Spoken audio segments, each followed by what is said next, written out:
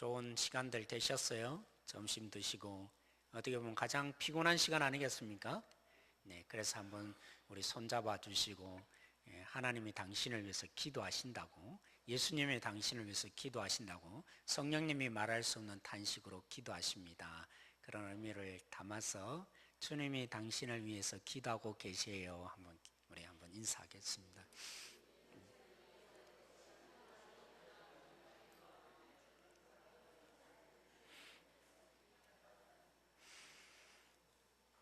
네, 오늘 빌립보서 3장 8절 말씀을 한마디로 요약하면 오늘 주제인 거죠. 예수님이 뭐라고요? 보배다, 그죠? 보배라는 말은 가장 귀하다, 가치 있다, 이것과 비교될 거 없다, 그런 말 아니겠습니까? 여러분, 우리는 대체 오늘 이 시대는 얼마나 효과적이냐, 또 얼마나 쓸모가 있느냐, 때로는 그죠? 얼마나 힘이 있느냐에 따라서 가치가 매겨집니다. 그렇죠? 이게 효과가 있으면 이건 좋은 것이다. 어떤 과정과 방법을 논하지 않고 오직 효율성만 낼 수 있다면, 예를 들면 그렇습니다.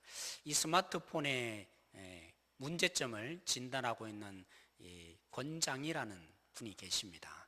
그분이 우리는 그죠? 스마트폰이 너무나 좋다고, 효율적이고 컴퓨터가 가져다 주지 못하는 그것 때문에 우리는 효과가 좋으니까 뭐라고 생각해요? 이건 좋은 제품이다. 그래서 우리 모두가 다 쓰고 있습니다.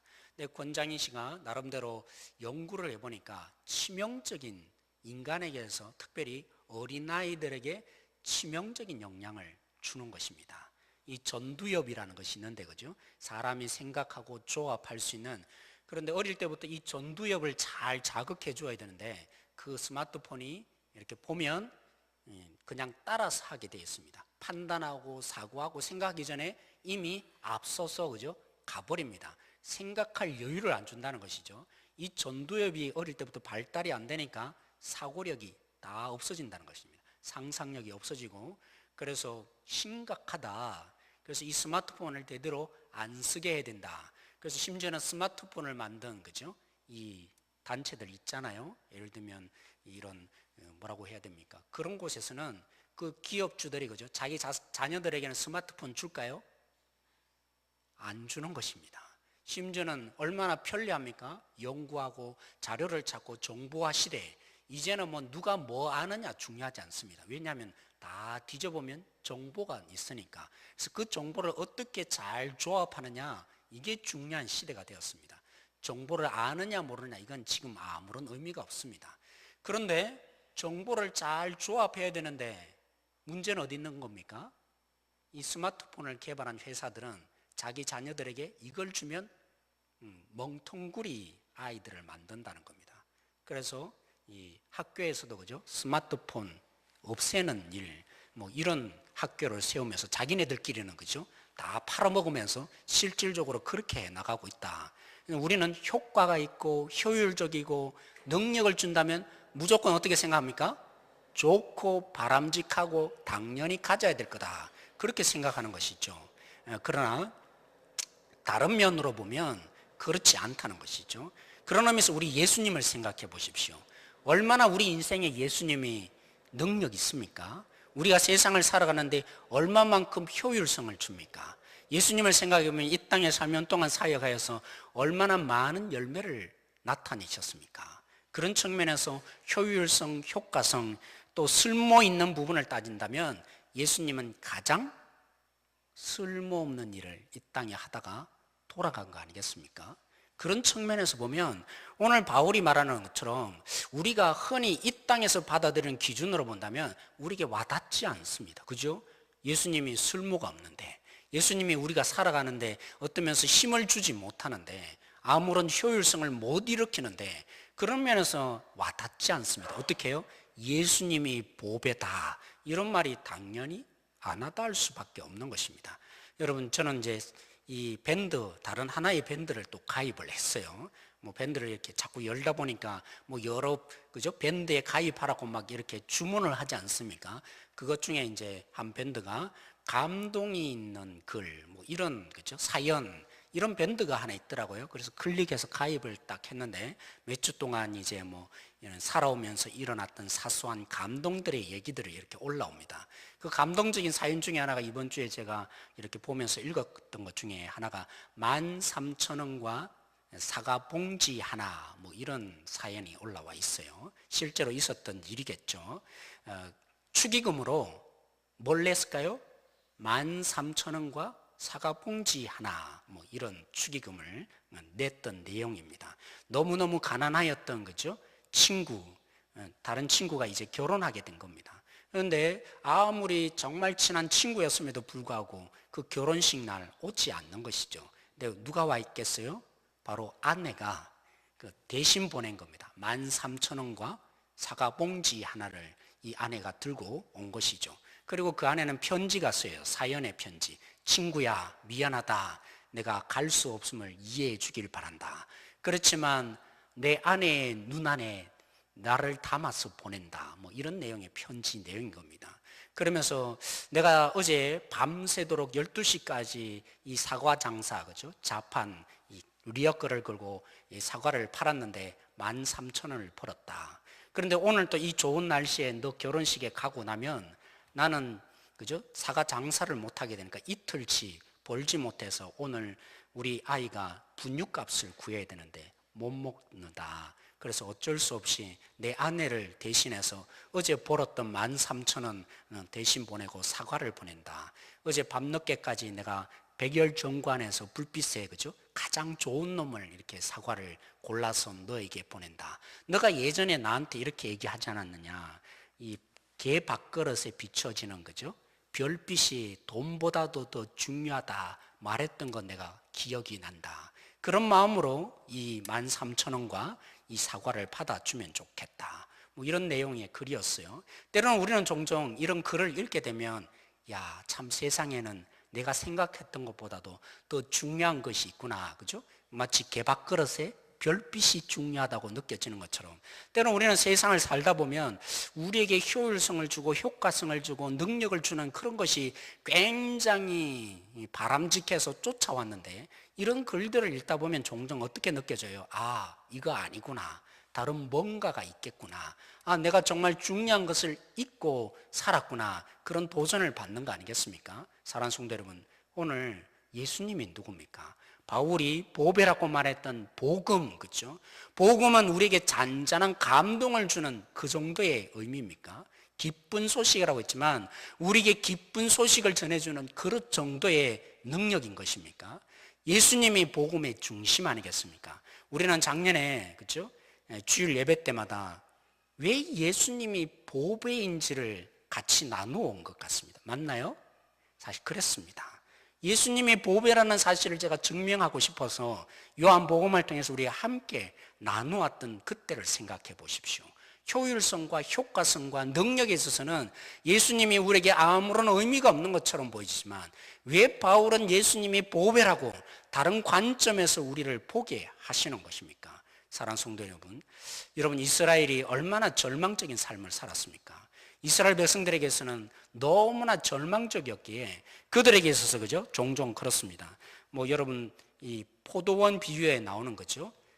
9시에 나와서 일하는 사람, 그리고 12시에 나와서 일하는 사람, 오후 3시에 나와서 일했던 사람, 오후 5시에 나와서 일했던 예수님의 비유가 그들 속에서는 너무나 실질적으로 들려요. 왜요? 그들이 그렇게 살아가니까 일거리 없이, 뭐 요즘에 워낙 경제적으로 힘들다고 하지만 예수님 당시에 그들의 삶은 정말 너무나 피폐했어요. 일자리 없는 삶. 그 누군가 한 사람이 와서 날 좀 고용해 줬으면 좋겠다. 그게 일반적인 사람의 삶인 거예요. 그게 유대인의 삶이었어요. 그래서 예수님이 그 비유를 하는 게 사람들마다 가슴에 와닿는 것이죠. 여러분 예수님이, 그죠? 비유를 들면서 여리고성으로 내려가는 선한 사마리아인을 만났던 얘기하지 않습니까? 강도 만난 사람. 그 얘기가 왜 듣는 청중들에게는 정말 와닿는 것입니까? 그렇게 살아가기 때문입니다. 살아봐야, 일해봐야 오히려 손해보니까요. 그렇죠? 요즘에도 물론 그런 가게들이 많이 있어요. 오히려 가게를 꾸릴수록 마이너스가 되니까 빨리 파는 것이, 아무것도 안 하는 것이 또 편리하고 오히려 마이너스를 안 보는 가정들이 종종 있는 것 같아요. 그런 것처럼 예수님 당시의 경제적인 상황을 보면 농사 짓고 일해서는 못 사는 거예요. 그래서 어떻게 하겠습니까? 강도로 돌변하는 사람이 한두 분이 아닌 것이죠. 그러니까 이 말이 먹히는 겁니다. 이해가 되는 것입니다. 이런 경제적인 어려운 상황들, 우리는 일제 36년을 살았지만 이스라엘을 몇 년 동안 노예 생활을 했습니까? 이 예수님 시대 말입니다. 그들은 36년이 아니라 그의 10배인 것이죠. 400년 이상을 다른 나라에 침탈을 당했어요. 그죠? 우리가 36년만 일본에게 지배를 당해도 우리의 말이나 언어뿐만이 아니라 정신까지도 영향을 받았잖아요. 근데 이스라엘이 400년 동안 역사를 해보십시오. 다른 나라에 계속적인 영향을 받고, 그런데다가 하나님이 말씀하셔요. 말이 없으세요. 그죠? 침묵의 시대. 그런 시대를 이스라엘 백성들이 계속해서 살아온 겁니다. 구약에는 선지자를 보내서 하나님이 말씀하시고 또 말씀했지만, 그래도 하나님 우리와 함께 하시니까 이 말씀을 주는구나. 예수님 시대는요, 아무 얘기도 들리지 않습니다. 선지자를 하나님이 보내시지 않는 것이죠. 침묵의 시대, 하나님이 버린 시대, 그런 시대에 어떻게 이스라엘 백성들이 견디고 이겨나간 줄 아십니까? 경제적으로 피폐하고 사회적으로 피폐하고 정신적으로 피폐한, 아무것도 기대할 수 없는 이 이스라엘 백성들이 어떻게 소망을 품고 살아갑니까? 그게는 한 가지, 그죠? 수천 년 동안 어쩌면 지금도 여전히 그들에게 소망을 두는 한 가지 약속이 있습니다. 우리가 누구냐? 야곱의 자손이다. 야곱의 자손이라는 것이 왜 그들에게 위로가 되었을까요? 그들은 이렇게 해석합니다. 그죠? 야곱이 얼마나 위대한 사람이었으면 천사가 야곱이 도망칠 때, 그죠? 사닥다리를 내리고 와서는, 야, 도대체 하나님이 어떤 사람으로 여겼기에 이 야곱에게 함께 하시고 끝까지 붙들어 준다고 얘기했을까? 그래서 천사들이 너무나 궁금해서, 하늘에서는 못 보니까 천사들이 아래에 내려와서 야곱의 얼굴을 보고자 했다는 겁니다. 그게 누구냐? 우리 민족이다. 이렇게 해석을 하고 그들에게 희망을 이렇게 준 것입니다. 우리 민족이 누구냐? 여기서 끝날 민족이 아니다. 하나님이 함께 하셔서 우리를 반드시 다시 바꾸어 줄 거다. 우리는 야곱의 후손이다. 여기에 소망을 건 겁니다. 예수님이 뭐라고 합니까? 요한복음 1장에 너희는 더 큰 일을 보리라. 내가 더 큰 일을 이루어 주리라. 너희들의 진짜 소망, 나를 통해서 이제는 내가 만들어내는 진짜 백성들은 이 이스라엘 백성 너희들이 가지는 야곱의 후손이다 라는 것보다도 더 큰 하나님의 약속을 너희들이 누리고 살 자손이다. 그렇죠, 사랑하는 성도 여러분. 진짜 소망이 예수님에게, 예수님의 보배인 것입니다. 그렇습니까? 예수님이 우리의 진짜 소망이니까 이스라엘 백성들이 소망을 걸었던 야곱의 후손이라는 이것보다도 하나님이 함께 하시는 진짜 백성이 예수님이 만들어낼 것이고 그것이 너희들이다. 그러니까 예수님이 보배인 것이죠. 우리에게 진정한 소망, 우리에게 진정한 믿을 구석이 되시는 예수님이니까 우리에게 진정한 소망이 되는 거 아니겠습니까? 제가 정말 그 청년들 사역할 때 한 번은 정말 이렇게 놀랐던 일이 있습니다. 며칠 전에 새벽에도 그죠? 어떤 집사님이 저에게 편지 한 통을 주더라고요. 이건 뭐예요? 하니까 목사님 뭔가 유인물이 돌아서 이게 뭔가 싶어서 목사님 보시라고 줬다고. 뭐였겠어요? 우리 교회도 이게 뿌려졌어요. 알고 보니까 씨앗 얘기하고 비유 얘기하는 얘기가 쭉 적혀있어요. 저는 대충 합니다. 물론 표시가 없지만 그래서 그 사이트 적혀있길래 제가 또 들어가 봤어요. 바로 신천지죠? 여러분들 잘 모르시겠지만 그런 부분들이 우리 교회도 그죠? 누가 와서 뿌려놓고 간 것입니다. 제가 담당했던 부서는 아니지만 전국 성경고사 대회에서 1등을 했던 녀석이에요. 그리고 서울대학 들어갔던 녀석이에요. 그 친구가 신천지에 빠졌어요. 성경을 알고 누구보다도 그죠? 성경고사대에서 전국에서 1등 했다면 성경 너무 잘하는 친구 아니겠습니까? 서울대학 들어간 친구예요. 그런데 그 친구가 나중에 알고 보니까 몰랐는데 부모를 자꾸 속이고 그죠? 결국에는 그 공동체에 가서 사는데 빼내지도 못하고, 그죠? 얼마나 부모가 속상하고 정말 한 해 동안 고생했는지 모릅니다. 사랑하는 성도 여러분, 이게 어느 한 사람에게 일어나는 일이 아닙니다. 여러분, 니고데모의 사건을 보십시오. 니고데모가 누굽니까? 이 니고데모야말로 가장 성경에 대해서 관심 있고 알고 있는 자였습니다. 그리고 예수님의 일어났던 일들을 목격하고 산 사람입니다. 그래서 더 관심을 기울여서 예수님께 나왔지만 예수님이 하는 말을 알아들었습니까? 계속적으로 오해했습니다. 이게 누굽니까? 니고데모요, 우리라고 예수님이 이 복음을 통해서 말씀해 주는 것입니다. 성경에 대해서 누구보다도 잘 알고 성경을 잘 풀이한다고 진리를 아는 게 아닌 것이죠. 오직 예수님이 우리에게 빛을 비추어 주셔야 그때야 아는 것입니다. 수십 년 동안 목회자 가정에 태어나고 장로 가정에 태어나고 수십 년 동안 신앙생활 했다고 진리를 아는 게 아닙니다. 그것이 우리에게 하나님을 알게 하지 않습니다. 우리는 불가능합니다. 진리 되신 예수님이 우리에게 빛을 비추어 주셔야 그때서야 눈이 떠지고, 아, 이게 진짜이구나. 내가 헛살았다. 니고데모와 같은 거죠. 쉽게 말하면 뭐라고 해야 되나, 모태신앙인들, 못된 신앙인들. 제가 모태신앙인 아니겠습니까? 제가 어떻게 하나님을 알고 만났겠습니까? 인간으로는 불가능합니다. 그게 바로 니고데모 사건을 통해서 우리에게 교훈해주고 알려주는 사건 아니겠습니까? 그러니까 예수님이 보배인 거죠. 여러분, 어떻게 우리가 하나님을 만납니까? 하나님을 알게 되었습니까? 예수님이 아니고는 우리는 예수님을 알 수도 없고 하나님을 믿을 수 없는 사람, 이게 인간이라고 성경은 얘기하고 있는 것입니다. 여러분, 그죠? 물로 포도주를 바꾼 사건, 예수님이 한편으로는 고발하는 것입니다. 너희들의 경건과 너희들의 열심, 너희들의 그 어떤 것도 한치도 세상의 문제를 막아낼 수 없다. 잘한다고, 잘 산다고, 오늘 또 열심을 부린다고 한치도 너희들에게 찾아오는 이 문제를 막아낼 수 없다. 그게 뭐예요? 포도주가 없어서, 그죠? 그들의 잔치의 자리가 깨어졌다고, 그렇게 예수님이 진단하신 것입니다. 우리의 인생 가운데 잘 해보면, 잘 살면, 착하게 하나님의 마음에 들면, 아니요, 그것으로 우리는 절대로 우리 인생에 찾아오는 어려움과 고난의 문제 해결해낼 수 있는 존재가 아니라고 예수님이 진단하셨으니까 그 예수님의 진단은 진짜입니까, 아닙니까? 진짜인 것이죠. 그 예수님이 뭘 하셨어요? 물로 포도주를 바꾸시면서 내가 너희들에게 이 깨어진 잔치의 자리 바꾸어 주겠나라고, 성령을 통해서 우리에게 이제까지 맛보지 못한, 세상에 줄 수 없는 새 포도주 맛을 너희에게 주겠다고 약속하시고 이루어 주셨잖아요. 그러니까 보배인 것이죠. 우리의 인생 가운데 이 문제를 막아낼 수 있는 유일한 것은 잘 살아간다고 되는 게 아닙니다. 하나님 앞에 기여움을 받는다고 되는 문제가 아닙니다.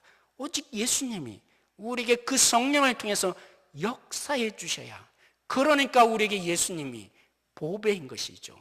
요한복음 끝까지 가볼까요? 오늘 이 시간에 그럴 수는 없습니다. 30분에 마쳐야 되니까 오늘 여기까지 제가 하도록 하겠습니다. 예수님이 보배인 줄 여러분이 만나시길 원합니다.